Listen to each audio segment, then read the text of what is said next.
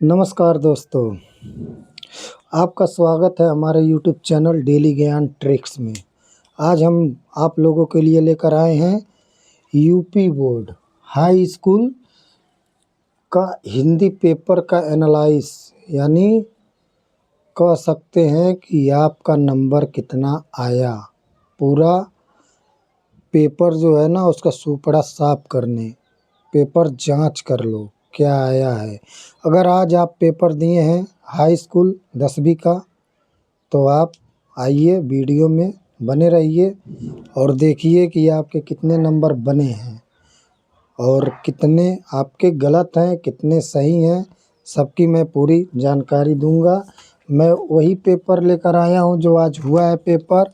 आप इसमें देख सकते हैं हिंदी 2026, अगर आपको दिखाई दे रहा होगा हिंदी 2026 प्रश्न पेपर 800 EF 801 EFE पेपर है, जिसमें 3 घंटे का टाइम था। ठीक है, तो यही था। हमने बहुविकल्पीय प्रश्न, सभी प्रश्नों को मैंने बोर्ड पे लिख दिया हूँ। जो आपके पेपर में थे उनको मैंने बोर्ड पे लिख दिया। क्यों? क्योंकि वीडियो ज़्यादा लंबा हो जाता, इसलिए मैंने सभी प्रश्न बहुविकल्पीय जो 1 से 20 तक थे, 1 से 20 तक, उन सारे प्रश्नों को मैंने बोर्ड पे लिख दिया। अब आपको कमेंट में बताना रहेगा कि 70 में से कितना आपने किया है, आपका कितना सही है। कमेंट में आप लोग को बताना ज़रूर है। ठीक है, आइए देखते हैं कौन सा आपका सही है क्या गलत है। तो हम इसमें देखते हैं। ठीक है, खंड अ तथा खंड ब है, 2 भागों में था। ठीक है, जिसमें बहुविकल्पीय प्रश्न 20 है, जिसको सभी प्रश्न करना अनिवार्य था। ठीक है, तो आइए देखते हैं क्वेश्चन, देरी ना करते हुए। पहला प्रश्न क्या है? नीड़ का निर्माण फिर से, क्या है? नीड़ का निर्माण फिर से के लेखक कौन है? तो हरिवंश राय बच्चन है। आप अगर देख रहे हैं तो कलम और कॉपी लेकर और अपना एग्ज़ाम का जो पेपर है उसको लेकर टिक लगाइए और देखिए आप जो टिक लगाए हैं उससे मैच खा रहा है कि नहीं। अगर आप जो टिक लगाए हैं सेम टू सेम टिक है तो आपका यानी प्रश्न का उत्तर सही है, आप 1 नंबर पा गए। ठीक है, अगला क्वेश्चन, समय के पाँव रचना की विधा है, तो यह क्या है? जीवनी है। ठीक है, अगला, कन्हैयालाल मिश्र प्रभाकर की रचना है। कन्हैयालाल मिश्र प्रभाकर की रचना है, तो हमने लिखा कन्हैयालाल मिश्र प्रभाकर क्या है? दीप जले शंख बजे, दीप जले शंख बजे। हमने प्रश्न का एक हेडिंग लाइन लिखा और जो विकल्प सही है उस विकल्प को लिखा हूँ। मैंने उस विकल्प को लिखा हूँ जो विकल्प सही है। ठीक है, मैं सही एकदम सटीक एनालाइज कर रहा हूँ, एकदम सटीक उत्तर, मतलब 100% सही उत्तर दे रहा हूँ। आप कहीं भी जाकर चेक कर सकते हैं। ठीक है, अगला, राजा भोग का सपना कहानी के लेखक क्या है? राजा भोग का सपना, मतलब इसके कहानी के लेखक कौन है? तो राजा शिव प्रताप सितारे हिंद। ठीक है, सही है। अगला, चतुरसेन शास्त्री द्वारा लिखा गया उपन्यास क्या है? हृदय की प्यास। रीतिबद्ध काव्यधारा के कवि कौन है? मतीराम। रीतिबद्ध काव्यधारा के कवि कौन है? मतीराम। ठीक है, अगला है 7 नंबर, छत्रसाल दशक के रचयिता। छत्रसाल दशक के लेखक यानी रचयिता कौन है? तो भूषण है। ठीक है, नवजागरण काल कहा जाता है भारतेंदु युग को। नवजागरण यानी नया युग, न्यू युग किससे जाना जाता है? भारतेंदु हरिश्चंद्र के द्वारा से। ठीक है, आप अगर किए होंगे तो आपको 1 नंबर इसमें भी मिल जाएगा, अगर सही किए होंगे। देखिए पेपर बहुत हार्ड नहीं आया, पेपर एकदम इजी है। आप अगर पढ़ के गए होंगे तो आप 100 में 70 में से 70 करके आएंगे। देव की रचना, देव की रचना किसका है? भाव विलास, भाव विलास। ठीक है, महादेवी वर्मा की काव्य रचना है नीरजा। महादेवी वर्मा की काव्य रचना क्या है? नीरजा है। ठीक है ना, मैंने कल भी एक वीडियो अपलोड किया था हिंदी का मॉडल पेपर, मतलब आज तक के रिपीटेड प्रश्नों को मैंने दिया था और जो लोग वीडियो देख कर गए थे उनको पता चला कि क्या क्या मैंने बताया, उसमें से बहुत सारे आए और लड़ गए। मैंने जिस पे 100% बोला था वो भी आया, लड़ गया। देखिए इसमें एक ही है, महादेवी वर्मा निर्जा, सोरठा छंद बोला था, ये भी आ गया।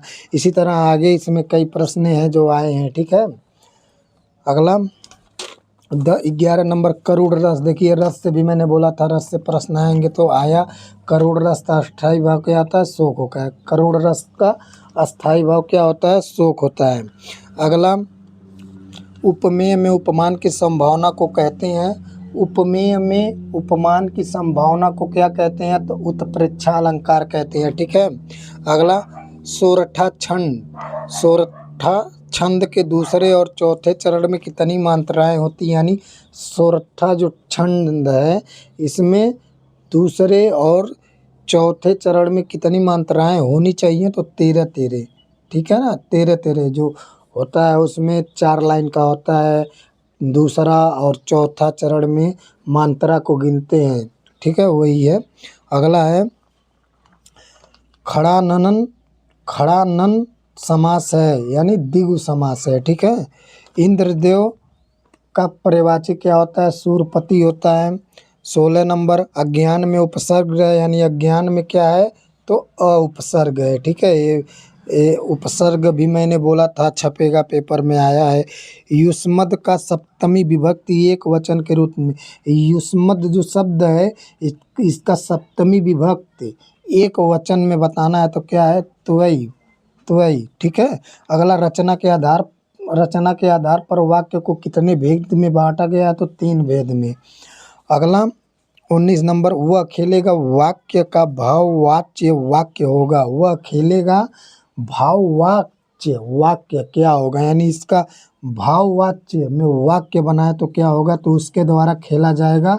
अगर आपने किया है बढ़िया से तो आपका ये प्रश्न सही होगा। अगला है क्रिया विशेषण अभिकारी पद के भेद हैं, यानी क्रिया विशेषण अभिकारी पद के कितने भेद होते हैं, तो 4 भेद होते हैं। ये हुआ आपका क्या, बहुविकल्पीय प्रश्न, ठीक है। आप हमारे वीडियो में बने रहिए, आगे मैं बताऊंगा। बहुत बड़ा अपडेट लेकर आया हूँ, उसको भी आप जानिए, पेपर से ही रिलेटेड है, मैं आपको बताऊंगा। अब देखिए खंड ब, एक खंड अ था, ठीक है। अब खंड ब है, मैं इसको मिटा दूंगा, आप एक स्क्रीनशॉट ले लीजिए। अगर मान लीजिए आप नहीं वीडियो पूरा देखें और कॉपी कलम नहीं लेकर बैठे, स्क्रीनशॉट ले लीजिए, आप उसके बाद मिला लीजिएगा। तो स्क्रीनशॉट ले लीजिए, ले लिए, ठीक है, मिटा देते हैं हम। आप लोग ज़रूर कमेंट में बताइए कि कितना क्वेश्चन आपका सही हुआ, ठीक है। आप अगर कमेंट में बताएंगे तभी ना जानेंगे हम कि हाँ आपका कितना हो पाया, कितना नहीं हुआ। और इसमें शर्म की कोई बात नहीं होती है। हर कोई राजा अमीर नहीं बन सकता, हर कोई अमीर नहीं बन सकता, हर कोई धरती पे गरीब भी नहीं पैदा होता है, ठीक है। इसीलिए हर किसी के ज्ञान बराबर नहीं होते हैं। कोई कम नंबर लाएगा, कोई बेसी नंबर लाएगा, कोई टॉप करेगा, किसी एक ही को टॉप करना है। कभी सुने हैं कि 4 लोग एक साथ टॉप किए, नहीं होता है, कोई एक ही टॉप करता है। अगला है निम्नलिखित गद्यांश पर आधारित दिए गए प्रश्नों के उत्तर दीजिए। तो ये जो था ना गद्यांश, विश्वा पात्र मित्र से बड़ी भारी रक्षा रहती है, जिसे ऐसा मित्र मिल जाए उसे समझना चाहिए कि खजाना मिल गया। विश्वास पात्र मित्र जीवन की एक औषधि है। ये लाइन आपके पेपर में आया था। जो उपयुक्त गद्यांश संदर्भ में लिखना था, यानी ये किस पाठ से लिया गया है, तो मित्रता पाठ से लिया गया है, और जिसके लेखक कौन है, आचार्य रामचंद्र शुक्ल है, ठीक है।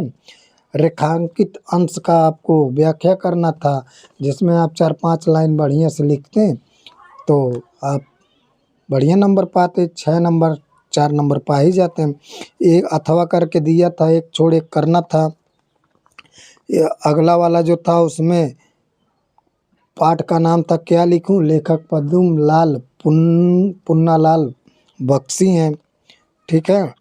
और इसमें प्रगतिशीलता से क्या तात्पर्य है, प्रगतिशीलता से क्या तात्पर्य है, ऐसा पूछा था। तो उसका है जो भविष्य के लिए लिखा गया हो, ठीक है, जो भविष्य के लिए लिखा गया हो।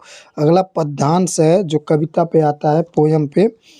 तो उसमें पूछा है, ये कविता था जो मैं बोल रहा हूँ। रानी में जानी अजानी महा पवि पाहुन तू ते कठोर हियो है, राजहु काजू न जान्यो क्यों तियो जेहि कान कियो है। यही था, जो किस पाठ से लिया गया है? वन पथ पर। पाठ का नाम है वन पथ पर, लेखक हैं तुलसीदास। ठीक है, इसमें पद्यांश में तीसरा क्वेश्चन जो था, ऐसी मनोहर मूरत ये किसके लिए प्रयुक्त हुआ है? तो राम, सीता और लक्ष्मण के लिए ये शब्द प्रयुक्त हुआ है। क्या शब्द? ऐसी मनोहर मूर्ति ए। ठीक है, राम, सीता, लक्ष्मण के लिए प्रयुक्त हुआ है। अगर आप पेपर दिए होंगे, आप देख लेंगे कि क्या लिख कर आए हैं। ठीक है ना। अगला इसमें जो था, अथवा करके एक और था। ठीक है, वो छायावादी से लिया गया है। और उसके बाद संस्कृत का प्रश्न था, जिसको हिंदी में अनुवाद करना था। जो मैं बोल रहा हूँ संस्कृत, थोड़ा हिचकिचाहट होती है बोलने में, मगर बता रहा हूँ। मानव जीवनस्य संस्करण संस्कृति अस्माक पूर्वजा मानव जीवन कर्तु महांत प्रयत्नम अकुवर्ण। ठीक है, ये था जो आपके किस पाठ से लिया है? भारतीय संस्कृति पाठ से लिया गया है, जिसका अर्थ है मानव जीवन संस्करण संस्कृति। ठीक है, पूर्वजों ने ऐसा काम किया है, उसी सब का हिंदी है। ठीक है, अगला है श्लोक आया था। जो श्लोक है उसका है, धान्यामुत्तम किस्वद धान्या श्याम कीमतम लाभानुमुत्तम की श्याम सुखाना। यही था। ठीक है, जिसका अर्थ हो जाएगा धान्या नाम उत्तम, जिसका अर्थ होता है अनाज में उत्तम क्या है। और धानाना असत्यम की उत्तम, धन में उत्तम क्या है। और एक लाभाना उत्तम की स्यात्, लाभों में उत्तम क्या है। अगला सुखों में उत्तम क्या है, जो पाठ से लिया गया है जीवन सूत्राणि। ठीक है, आगे है मुक्तिदूत, एक खंड काव्य आया था। अब आप इसमें जो आपको याद रहा होगा वो आप लिखे थे, क से झ तक है। अब आपको जो पता रहा होगा वो लिखे होंगे। अगला लेखक का नाम, जीवन परिचय आया था। जो जीवन परिचय आया था उसको मैंने बोला था कि ए याद करके चले जाइए, वो आएगा, और वो आ गया। मैंने बोला था रामचंद्र शुक्ल का याद कर लीजिए और रामधारी सिंह दिनकर का याद कर लीजिए, आ गया। और रामचंद्र शुक्ल का जीवन काल बताया था 1884, और रामधारी सिंह दिनकर का बताया था 1908 है, 23 सितंबर 1908। और उनका कविता भी लिखवाया था मैंने। निम्नलिखित कवि में से एक का जीवन परिचय कभी बताया था मैंने। बोला सूरदास का 100% आएगा, 100% आया सूरदास का। और महादेवी वर्मा का भी बताया था, उनका भी आया। तो यही सब था। और मैंने बोला था कि ये किस श्लोक आएगा संस्कृत में लिखने के लिए, वो भी आया श्लोक भी। सर्वे भवन्तु सुखन, ये लिख दिए होते, आपको कितना नंबर? 2 नंबर मिल गया होता। जो पेपर में नहीं आया है मैंने उसमें याद भी कराया था, सर्वे भवन्तु सुखन। ठीक है, अब विद्यालय के लिए प्रधानाचार्य पे प्रार्थना पत्र लिखने के लिए मैं बोला था 100% छपेगा, और वो चीज़ आ गया प्रधानाचार्य के ऊपर प्रार्थना पत्र लिखने के लिए। देखिए, जो वीडियो देखा होगा वो तो करके आया होगा, 4 नंबर ले गया। और बाकी ये जो था आपका संस्कृत का क्वेश्चन है, 2 प्रश्न इसमें करने थे, 1-1 नंबर का प्रश्न था। और निबंध लिखने के लिए आया था, इसको भी मैंने बोला था कि विज्ञान पे याद करके चल जाइए। विज्ञान पे हर बार हिंदी का पेपर यूपी बोर्ड 10वीं में विज्ञान पे आता ही आता है। ठीक है, तो यही था आपका प्रश्न पेपर, जिसको मैंने पूरा हल कराया एक संक्षेप में। और आपको कैसा लगा? चैनल भी सब्सक्राइब करते जाइए। और हाँ, आप ज़रूर बताइए कि आपके कितने मार्क्स का हैं। आप कमेंट में ज़रूर लिखिए कि 70 में से आपने कितना किया। ठीक है, ये चीज़ आपको ज़रूरी है लिखना, ताकि हमें पता चले और लोगों को पता चले कि आप कितना कर रहे हैं। ठीक है, तो हमारे वीडियो को लाइक करिए और चैनल को सब्सक्राइब करिए। और हाँ, आप तो जान गए, अरे अपने मित्र के पास भी भेजिए, वो भी तो जान जाएं। क्यों भाई, ऐसा मत करो, मित्र के पास भी भेजो, वो भी खोज रहा है यूट्यूब पे। या तो उसको बताओ कि सर्च करो डेली ज्ञान ट्रिक्स पे, पूरा सॉल्यूशन आ गया। ठीक है, तो मिलते हैं, वेल डन। हाँ हाँ, एक बात भूल गया मैं वो भी बोल रहा हूँ कि मेरे चैनल पे इसी तरह बने रहिए और सब्सक्राइब करिए। आपके जितने पेपर होने वाले हैं ना, सभी का मैं एनालाइज कराऊंगा। ठीक है ना, एग्ज़ाम का रिजल्ट आने से पहले मैं आपको रिजल्ट बता दूंगा। ठीक है, आप कितने में से कितने कर लिए ये आप खुद वीडियो देख के जांच कर लेंगे। ठीक है, मिलते हैं।